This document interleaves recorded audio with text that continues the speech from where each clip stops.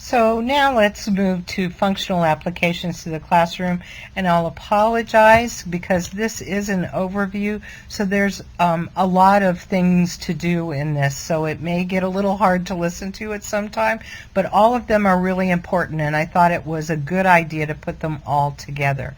So lots of hints coming up. Classroom organization. We already talked about using room to your advantage. We talked about using personal touches, easily accessible materials. If you want a good classroom structure, make sure they know where to get paper or pencils or glue, and when they're allowed to get it, where to put their homework, things like that. We also talked about avoiding rows of desks. So this slide is kind of a review. Consistent classroom routines.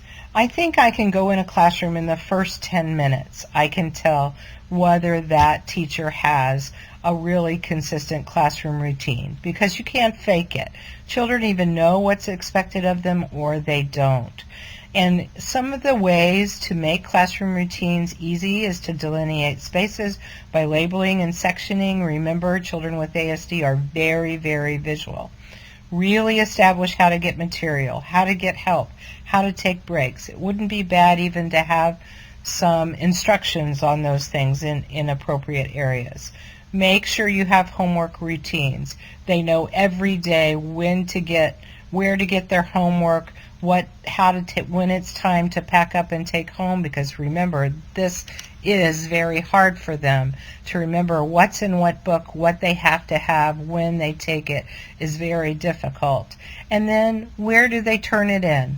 All of those things are really important. Lastly, what resources are available? Remember that children with autism rarely ask for help, or they look for cues and are too dependent. So we want to support both asking for help when it's appropriate and using independent resources when possible. So please make sure that they know what resources are available to find answers for themselves. Very important to make sure you tell how much work you want and what to do if you're finished. I've seen so many behavior breakdowns in classrooms because a teacher's given a packet of material and the packet was maybe supposed to last a whole week, and the child is manic because they can't finish the packet in that one day. We had a whole school on a whole behavior plan for a young child who had a tantrum every day before lunch. And when I went in there, I realized when I looked, sometimes it just takes a set of new eyes. We get kind of entrenched in what we're doing. I've certainly found that to be true of me. But I had new eyes, so I went in and I realized that the child was just manic because they couldn't finish the packet, because the teacher gave you a packet on Monday and you continued through Friday, and then what was left was homework. So even on Friday at lunchtime, that child still had reading material left in their packet. So once we realized that and cut the assignments down to what she could get done each day, the tantrums totally went away. So that's a really good example of we didn't really take the time initially to realize what the function of that behavior was. The function of that behavior wasn't that she didn't want to go to lunch. The function of that behavior was, I need to stay and finish my work. So once we realized that, then we could make appropriate adjustments and also teach her to ask, do I need to do this all today? And then secondly, transitions. We know that our children have so much trouble stopping one thing and starting another. So marking transitions is really important. And for all children, transitions is the time when behavior happens, because it's not a structured time. There aren't expectations delineated. So it's really important that we mark our transitions with a safety signal. Guess what? In a few minutes, it'll be time to move on to whatever. Give instructions for what's next. Use our visual schedules and have a definite ending.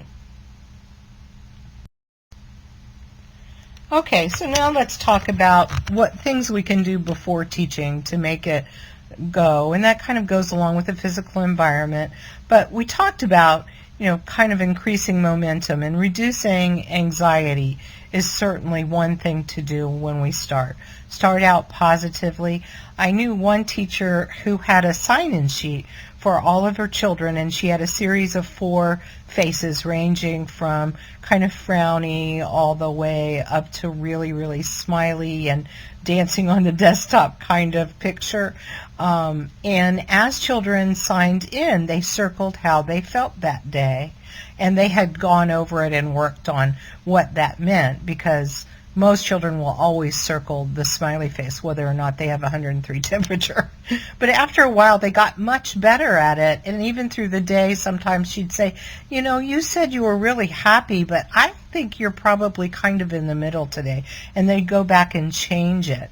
But then by the time the children got kind of accurate about that, then she could look down the roll and see who's ready to take a real risk in their learning that day, and who maybe needs to be kind of coddled and just kind of cajoled and survive that day. And it was just brilliant. I really love it for all kids. Please make sure that your directions are clear and are visually presented. We really talk in a lot of very complex language when we give directions, and many times we even add on to it later. So I often hear in a classroom, okay, go to page 82 and do the odd numbers, except for the last 5. Do all of those. I really like them. And then the teacher will get back to the desk and say, if you have time, why don't you try page 83 too?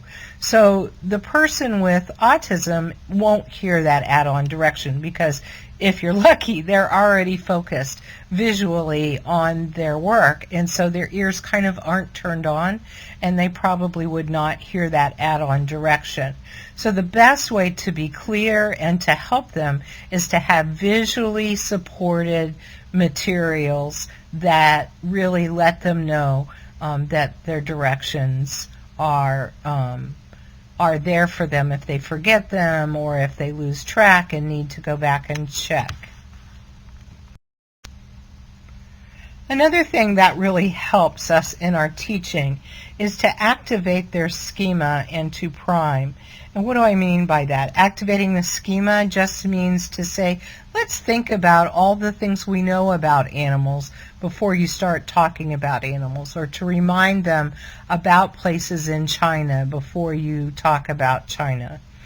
Priming means that you're going to allow them experience with the materials or the subject matter or the children before they are ready for formal instruction. Both of those work really, really, really well. So, for instance, in the preschool I'm currently supervising, we'll often send home the book that we're going to read in circle time, because the circle time that we do is really focused on becoming part of a group. It's not as much a literacy experience, although it is. It's a shared reading experience, but it's also how can we teach them to be part of a group. And a nice study was done with preschoolers that looked at how well they paid attention when the book was the same, and then how well they paid attention when the book was different. So they gave the books to the parents and said, okay, read these books on these nights and these books on those nights. The children paid attention almost 75% more when the same book was read. And doesn't that make sense? If we look back on the neurology that we talked about, is that figuring out what to pay attention to is difficult. So if we prime them, boy, that really helps them go, oh, that's what's important in our classroom.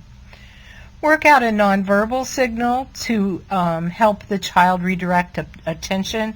I use, a lot of times I use a nonverbal signal, but also a visual. So I might have a thought bubble with math in it, and if I see that they're thinking about Star Wars or a movie or something like that, I may walk by and tap the card with the thought bubble in it, and that kind of helps them go, oh, I'm supposed to be thinking about math.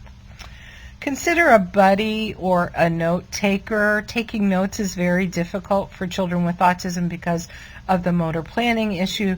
Listening and then trying to translate and summarize into what they're going to write is a huge issue. Now, however, they do have that Pulse pen. They sell it at Target, and the child can learn how to take notes, keyword notes, and it records the material for them so they can go back and listen to it over and over again. It's a very cool thing. Make sure they know the reason for why they're doing something. This is really important. Most children with autism will not do assignments unless they know why they're supposed to do it, unless it's just a routine and they finish. But all of them do better when they know why they're doing it. Oh, this is to help me learn whatever. That's why you get so many children with autism who don't want to do a million problems. I've already done that. I already know that. I hear that a lot. So sometimes it's worth focusing on quality rather than quantity, but sometimes that repeated practice is needed. So you have to really think about when to fight those battles and when not. I always try and use their strong interests as motivators, even if it's just a sticker on a paper or making some connection. If they're really into Star Wars, again, let's try for that. You might want to pick out something in the science lesson that kind of connects with Star Wars. Oh, that's just like when so-and-so was in the spaceship and they press those lights. Something that makes them connect and use their motivation and attention in the right way.